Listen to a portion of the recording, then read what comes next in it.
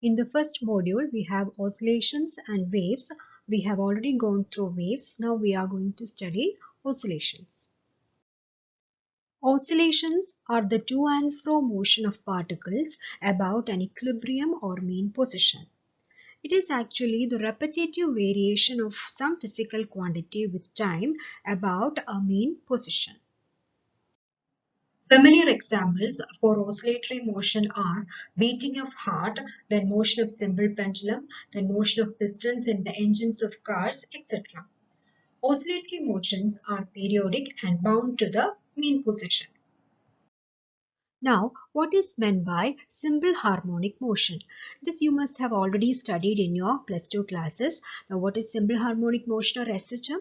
A particle is said to execute simple harmonic motion if it vibrates periodically in such a way that at any instant the restoring force acting on the particle is directly proportional to the displacement of the particle from a fixed point in its path and is always directed towards that fixed point. This fixed point is called the mean position or equilibrium position. Hope you remember the differential equation that you derived for simple harmonic motion. That is, if F is the restoring force acting on a particle of mass m executing SHM, we can write F is proportional to minus x.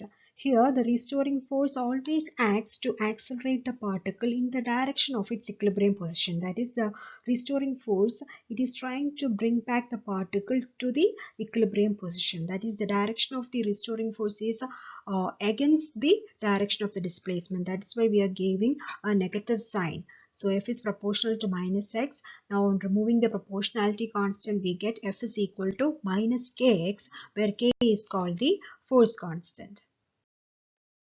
Now here please note that the small k that we use in oscillations, we call it as the force constant, whereas the k that we use in waves, it is called the propagation constant or wave vector. So please remember that point. By Newton's second law, we can write F is equal to ma, that is m into d squared x by dt square. Substituting on this equation, you will get m into d squared x by dt square is equal to minus kx. On cross multiplying, you will get d squared x by dt squared is equal to minus k by m into x. Now, taking the term minus k by m on the left hand side, we can write d squared x by dt square plus k by m into x is equal to 0. Now, on putting k by m as omega square, you will get the differential equation as d squared x by dt square plus omega square x is equal to 0. This is called the differential equation of simple harmonic motion. So you are familiar with these two equations. The first one, it gives the differential equation of a simple harmonic motion, that is d squared x by dt square plus omega squared x is equal to 0. This we can write in terms of y also, that is the displacement as y, d squared y by dt square plus omega square y is equal to 0. Then this equation, it represents the solution to the differential equation of simple harmonic motion, and it is given as x is equal to a sine omega t plus phi. We can also write it as x is equal to a cos omega t plus phi, where phi is the phase. Hope you remember the differential equation and solution of a one-dimensional wave that we studied in module 1 waves. The differential equation for a one-dimensional wave is given as dou square psi by dou x square is equal to 1 by v squared into dou squared psi by dou t square, where psi is the wave function, v is the velocity of the wave. Since it is a one-dimensional wave, it depends only on the variables x and t. Then its solution, it is given as psi is equal to a sine kx plus or minus omega t. Here k is the wave vector or propagation constant. Now don't get confused between the solutions of these two differential equations. Here x is equal to a sine omega t plus phi. It represents the displacement of a particle executing SHM, where psi is equal to a sine kx plus or minus omega t. It represents the displacement of a one-dimensional wave. Here k is the wave vector, whereas in simple harmonic motion, small k, it represents the force constant. Okay. Now coming to damped harmonic oscillator, it is a very important essay in oscillations where you derive the differential equation and the solution to a damped harmonic oscillator. Whichever oscillating system you take, you can see that the oscillating system is under the influence of dissipative forces like friction, viscosity, etc. That is, all these resistive forces, it act against the oscillatory motion. That is, these dissipative forces, these damping forces, they reduce the amplitude. Hence, the amplitude of oscillations will gradually decrease. So such an oscillator will finally die out of oscillations unless you give some external energy to the system. So what is damping? The damping, it is the decrease in the amplitude of an oscillator caused by the dissipative forces. Now you have to give a definition for damped harmonic oscillator, and it is given as a harmonic oscillator in which the oscillations are damped on account of the resistive forces with its amplitude progressively decreasing to zero is called a damped harmonic oscillator. In a damped harmonic oscillator, in addition to the restoring force, a damping force also will act. Here, please note that for force constant, we have used capital C instead of small k. The letter small k will be used for another parameter in the same essay. For small velocities, the damping force is found proportional to the velocity dx by dt, but opposite to it. Hence, a damping force is given as equal to minus gamma into dx by dt. On removing the proportionality sign, you will get the constant gamma, which is called the damping coefficient. So we have two terms, or the two forces which acts on a damped harmonic oscillator. First one, the restoring force, which is given as minus Cx instead of minus Kx. Then the second force acting on a damped harmonic oscillator is the damping force, and it is given as minus gamma into dx by dt. Here gamma is the damping coefficient. Hence, the force equation of a damped harmonic oscillator can be written as m into d squared x by dt square. It is equal to minus Cx, which is the restoring force term, minus gamma into dx by dt, which is the damping force term. On bringing the restoring force term and the damping force term to the left hand side, you will get m into d squared x by dt square plus Cx plus gamma into dx by dt. It is equal to 0. Here m is the mass of the damped harmonic oscillator, gamma is the damping coefficient, and capital C is the force constant.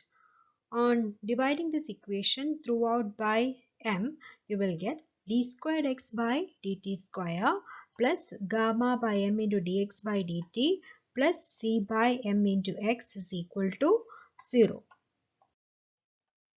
Now for gamma by m, you substitute 2k, and for c by m, you put omega 0 square.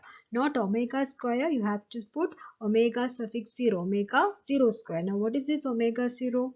It is the natural angular frequency of the oscillator. That is, omega 0 is the angular frequency of the oscillator in the absence of any damping forces. Then here gamma by m is equal to 2k. Here k is called the damping constant. Please note that force constant, it is capital C, whereas small k in oscillations, it denotes the damping constant. So on substituting gamma by m as 2k and c by m as omega 0 square, you will get the equation as d squared x by dt square plus 2k into dx by dt plus omega 0 squared x is equal to 0. You put it as equation number 1. So this equation, it represents the differential equation of a damped harmonic oscillator. Please note that if you remove the second term 2k into dx by dt, the equation becomes d squared x by dt square plus omega 0 squared x is equal to 0, which is actually the differential equation of a simple harmonic motion. Here omega square it becomes omega 0, that is, it is SHM is an ideal case where there isn't any damping forces. So that is why omega, here omega, or in this case omega 0, it is called the natural angular frequency of the oscillator in the absence of any dissipative forces. Whereas in the real case of a damped harmonic oscillator, you have to add the second term, damping term to, then the equation becomes d squared x by dt square plus 2k into dx by dt plus omega 0 squared x is equal to 0, and it represents the differential equation of a damped harmonic oscillator. You have to remember this equation. So first part of the essay is over, where we derived the differential equation of a damped harmonic oscillator. In the second part of the essay, we are going to find a solution to this differential equation. Let us assume a solution of the form x is equal to a into e raised to alpha t, where a and alpha are constants.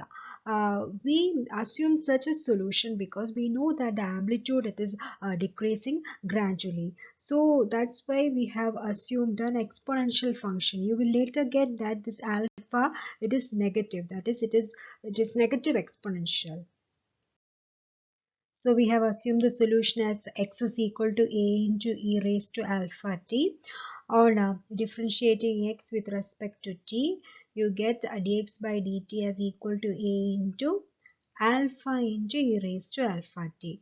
Here because alpha is the coefficient of t. So on differentiating you will get alpha into e raised to alpha t. Now you differentiate with respect to t once more, that is d squared x by dt square. You will get a into alpha square into e raised to alpha t.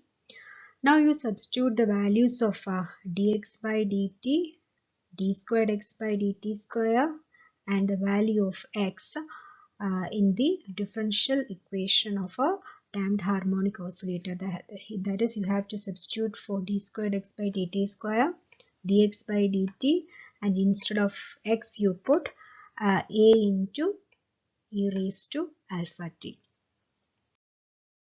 So on substituting the values, you get alpha square into a into e raised to alpha t plus 2k into alpha into a into e raised to alpha t plus omega 0 square into a into e raised to alpha t is equal to 0. Now you take a into e raised to alpha t as common factor. Then you will get alpha square plus 2k alpha plus omega 0 square into a into e raised to alpha t is equal to 0. A into e raised to alpha t cannot be equal to 0, so it implies the term inside the brackets must be equal to 0. So alpha square plus 2k alpha plus omega 0 square is equal to 0. Now it is similar to a linear equation ax square plus bx plus c is equal to 0. And the solution of this linear equation you must have studied in your school. That is x is equal to minus b plus or minus root of b squared minus 4ac by 2a. Here instead of a we have 1, then instead of b we have 2k, and for c we have omega 0 square. So on substituting the values of a, b and c, we get the value of alpha as alpha is equal to minus 2k plus or minus root of 4k square minus 4 omega 0 square whole divided by 2. Here taking 4 as common factor, outside you will get, here it becomes 2 into root of k square minus omega 0 square. So the value of alpha it becomes alpha is equal to minus k plus or minus root of k squared minus omega 0 square. That is, we have two values of alpha. One is alpha 1 is equal to minus k plus root of k square minus omega 0 square. Again, alpha 2, it is minus k minus root of k square minus omega 0 square. So one we have plus root of k square minus omega 0 square, and the other one is minus root of k squared minus omega 0 square. So we have got the value of one constant, that is alpha. We had earlier written the solution as x is equal to a into e raised to alpha t. Now since we have two values of alpha, alpha 1 and alpha 2, we can write the general solution as x is equal to a1 into e raised to alpha 1 into t plus a2 into e raised to alpha 2 into t, where alpha 1 and alpha 2 are here alpha 1 is minus k plus root of k square minus omega 0 square, and here alpha 2 it is minus k minus root of k squared minus omega 0 square. So now we have to find the two constants a1 and a2. Now in order to find the two constants a1 and a2, we are applying two boundary conditions. The first boundary condition is that let at time t is equal to 0, the displacement bx is equal to a. Then again at x is the second boundary condition is that at x is equal to a, the velocity v is equal to 0. Hope you remember the case of simple pendulum, that is when the pendulum is at the extreme point, that is at x is equal to a, the velocity is 0. So we have assuming that at the time of observation, when you start to observe the pendulum, that is at time t is equal to 0, let x is equal to a, that is the first boundary condition. Then the second boundary condition is that at this x equal to a, its velocity is 0. So on applying the first boundary conditions, that is at t is equal to 0, x is equal to a, the solution becomes here t is equal, you have to put t is equal to 0, here also t is equal to 0, instead of x you have to put small a. So this equation becomes small a is equal to a1 into e raised to 0 plus a2 into e raised to 0. You know that e raised to 0 is 1. Therefore, the equation becomes small a is equal to a1 plus a2. Now, in order to apply the second boundary condition, we have to find dx by dt. Now, we have only the value of x.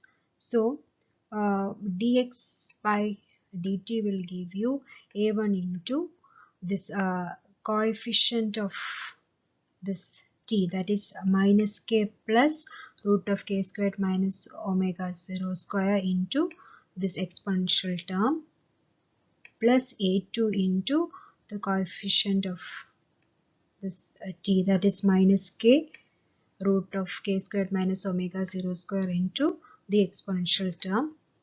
Now we can apply the boundary condition in this equation. So here here also t is equal to 0, here again t is equal to 0, and instead of dx by dt you have to put that 0 here because velocity is 0. On applying the second boundary condition in the equation for dx by dt, you will get 0 is equal to, because by second boundary condition velocity v is 0, therefore 0 is equal to a1 into minus k plus root of k squared minus omega 0 square into e raised to 0, because here t is 0, e raised to 0 is 1. So plus a2 into minus k minus root of k squared minus omega 0 square into here again here since t is equal to 0, e raised to 0 is 1, therefore here into 1. Now take minus k as common factor, then you will get 0 is equal to minus k into a1 plus a2. You are taking minus k as common factor, therefore you will get 0 is equal to minus k into a1 plus a2 plus, then you take root of k squared minus omega 0 square as common factor, then you will get plus root of k squared minus omega 0 square into a1 minus a2. But we know that a1 plus a2 is equal to small a, which we got by applying the first boundary condition. So on substituting small a instead of a1 plus a2, the equation becomes 0 is equal to minus ka plus root of k squared minus omega 0 square into a1 minus a2. Therefore, from this equation, you will get the value of a1 minus a2 as ka by root of k squared minus omega 0 square. So now we know the value of a1 plus a2 and a1 minus a2. On applying the first boundary condition, that is at time t is equal to 0, x is equal to a, you will get the value of a1 plus a2 as equal to small a. And applying the second boundary condition, that is at x is equal to a, velocity v is equal to 0, you will get the value of a1 minus a2 as ka by root of k squared minus omega 0 square. On simplifying these two equations, you will get the value of a1 as a by 2 into 1 plus k by root of k squared minus omega 0 square, and the value of a2 as a by 2 into 1 minus k by root of k squared minus omega 0 square. In the second part of the essay, we assumed a solution of the form x is equal to a into e raised to alpha t. Then we found dx by dt and d squared x by dt square. We substituted those values in the differential equation of a damped harmonic oscillator. There we substituted the values of x, dx by dt and d squared x by dt square. From there, we got the values of alpha, that is alpha 1 and alpha 2. So now our solution becomes of the form x is equal to, instead of x is equal to a into e raised to alpha t, now our solution is x is equal to a1 into e raised to alpha 1 into t plus a2 into e raised to alpha 2 into t. Since we have two values of alpha, we also have two values of a, that is a1 and a2. Now we have to find the constants a1 and a2. So this is the solution where we have substituted the values of alpha 1 and alpha 2. Then on applying the boundary conditions, we found the values of a1 and a2. So the complete solution, it becomes like this: x is equal to this a1 term, that is a by 2 into 1 plus k by root of k squared minus omega 0 square into e raised to this alpha 1 into t term plus a2. This is the a2 term into e raised to alpha 2 into t. So this is the solution. Please note that in order to find the constants a1 and a2, we used two boundary conditions. Now the first one is at time t is equal to 0, x is equal to a, and the second boundary condition at x is equal to a, the velocity v is equal to 0. So for exam, you just write those two boundary conditions and say that on applying on those two boundary conditions, you get the values of a1 and a2 as such. So you don't have to find dx by dt and apply the boundary conditions, and so you just straight away write on applying the boundary conditions, you will get the values of a1 and a2 like this. Okay. So in the next class, we will discuss the three cases of damping, that is over damped case, critically damped case, and under damped case.